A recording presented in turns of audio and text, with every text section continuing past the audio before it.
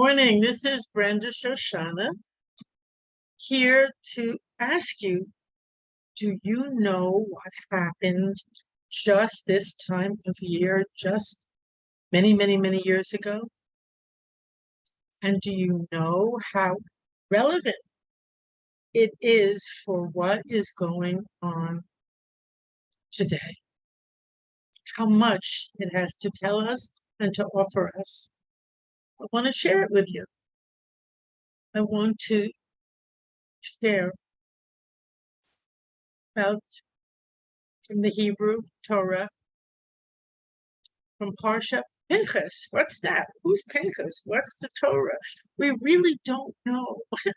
It can take years to know. It doesn't mean you have to read many, many, many books, but these fundamental events are meaningful and important and relevant for today. So let's look back a moment and see why. Why is it so relevant? Well, to begin with, we are beginning with what's called the 3 weeks. And those 3 weeks, actually, they were weeks of plagues, catastrophes, fear. Very, very, very, very difficult time, very negative things happening. Why did they happen then? What do they mean? And what can they teach us for today? It is said that during that time of darkness and of fear, there was a great concealment.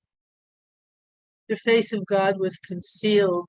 The face of love, the face of harmony, of joy, the ability to listen, and to know how to bring light, to know what we're here for, to know who we are, to know why we're here, concealed. And because of that concealment or that exile, what happened?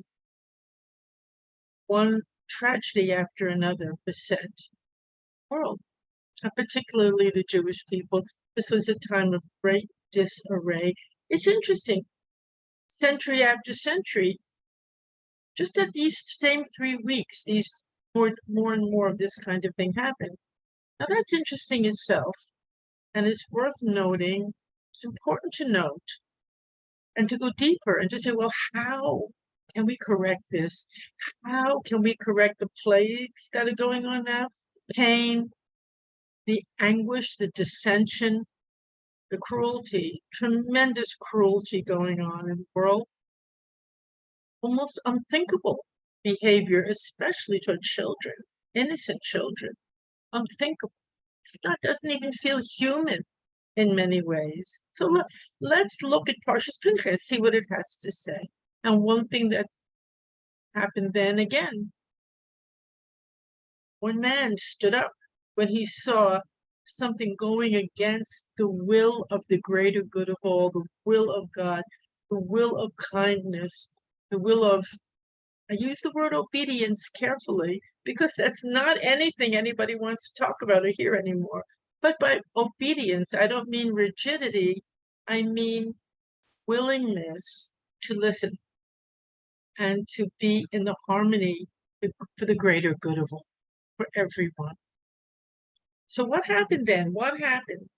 Well, there was some acts of immorality that went on. And by immorality, we see that all over the place now. Acts against some very fundamental truths of our human soul and needs of the human race. To be kind, to be respectful, to nourish one another, not to tear down the foundations. But at this time, the foundation was being torn down, and one man, very vividly in front of everyone, was in their face. And one man, Pinchas, stood up and he took what really seems to be very, very, very fierce action, scary action.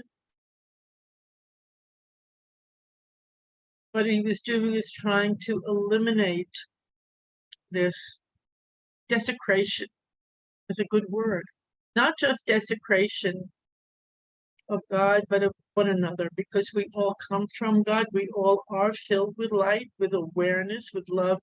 It was a desecration against the good of all. He stood up.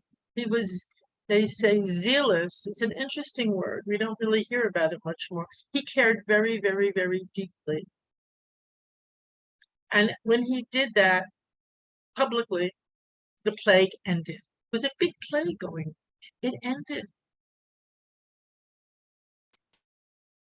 The plagues that come on us, they're not in our hands. They're not coming only from human origins. Let's look at what happened. The plague ended. How are we going to end these plagues that beset our world now? There's many commentaries about this, of course, and there are many ways to take it, but I would take it as, let's learn from this event. Let's find out how we can understand it more deeply and see how can we end the plagues in our own lives, in our own relationships, in our own world. One of the ways suggested in the teachings, there are very many different commentaries on this, but I just want to share one with you, which is acts of kindness are very important. We're going to turn the river around. Instead of the cruelty that's going on, instead of flaunting desecration, we're going to make an offering of acts of kindness, of thanks to one another, to God, to the greater power that rules all of our lives. We're going to notice it. We're going to bless it. We're going to thank it. We're going to turn around the activity of harm, of desecration, and of selfish need to just satisfy ourselves at the expense of everyone else. So thank you for listening. I wanted to share that with you. I wanted to say that these weeks are coming up, and in the darkness, there is always light. There's always an opportunity. It's a time of opportunity not to get caught in the darkness, to turn our plagues into ultimately times of joy. Well, thank you very much for listening. I'll be back very soon with next week's Parsha. Thank you. Have a beautiful, beautiful day. Bye-bye.